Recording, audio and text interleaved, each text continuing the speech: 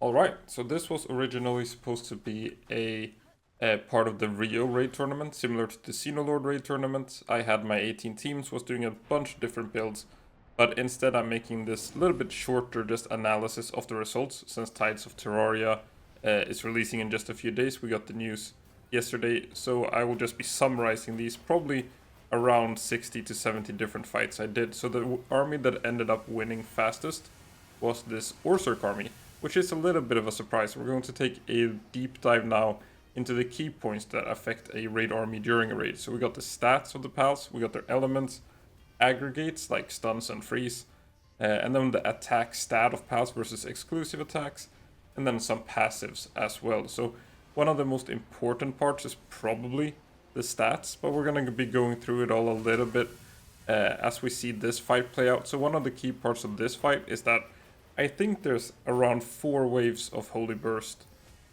maybe 5. It depends a little bit per army. Probably a lot more for like the Mimog and Chikipi army, but they didn't make it all the way anyway. So these armies here on the left side are the armies that actually won, and it's their fastest time for the best build. So each army was tested with a couple of different builds, like mixing in air blades and rock bursts and exclusive attacks and stuff like that. But on the note of attack stat versus exclusive attacks, there isn't really any exclusive attack that was very good in these raid scenarios. So nothing truly spectacular there, like no special super damage with a Polycaruna or something like that. It's just this Holy Burst, Air Blade, Wall Splash kind of build instead. A bit sad, but so it was really more about the attack stat of pals than using any sort of special exclusive. Like there's no, I guess you would compare it to like having Glacial Impact against Xenoloord. Like there's nothing truly special like that with exclusive attacks.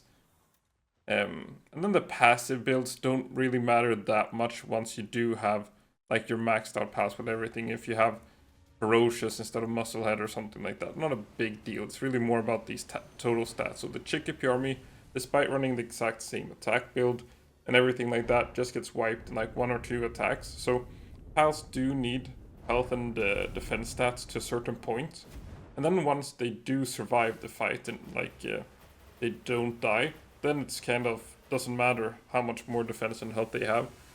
For Mimog, it just has too low health. Like it's ranked 5th in defense, very high defense stat, but the health pool is just way too low. So despite that high defense, it just ends up losing the fight as well. So some other pals that actually win the fight have a lot worse defense than Mimog, but it's just this health. Like Mimog ends up somewhere like 5,000 or 6,000 health when it's maxed, and other pals are usually around 10,000. So that just makes a big difference, especially with diminishing returns on defense, but not really the same on health. And then you have these aggregates, so pals that get stunned or frozen against Libero. They tend to do worse. As I mentioned, you saw those 4 Holy Bursts, so just 1 wave of Holy Burst or Airblade getting stun there is a lot of punishment for Pelagius, which would stab. So these are the notes for a couple of the armies here that won. Since Pelagius is using this Airblade Holy Burst build, it should on paper have the highest DPS here. But since it gets stunned first on the phase change, and then it also gets stunned by these lightning strikes and lightning rain and stuff like that, it ends up having a little bit lower DPS than stuff like Anubis and Orsurk. So a key part there is how much, at least in these a little bit shorter fights, that do have stuns and the element swap. That's something to keep in mind because they're only 130 attack pals. And since all these builds are pretty much just Holy Burst, Wall Splash, and Airblade, a couple of them had better time with Rock Burst, like Anubis gets stabbed on Rock Burst. So that makes a big difference there. Then you have Pelagius with the stab damage on Holy Burst. Then you get these 140 attack pals. Then it kind of just goes by attack. Libero would probably have been higher if not for running Siren of the Void and Nightmare Bloom, but I did want to try that as well. Then Phalaris Aqua also, Phoenix Tide, just kind of ended up putting it out of position way too much. So yeah, the key takeaways from this is probably just that the total stats are very important, and resisting some aggregates if the boss has that is really good. A little bit with just resisting burn as well, pals that resist burn. If the boss has burn, that's a good thing. But otherwise, nothing really special with exclusive attacks. It was pretty much just the same build being the best build on each one of these armies. So that's it for this video. Thanks for watching.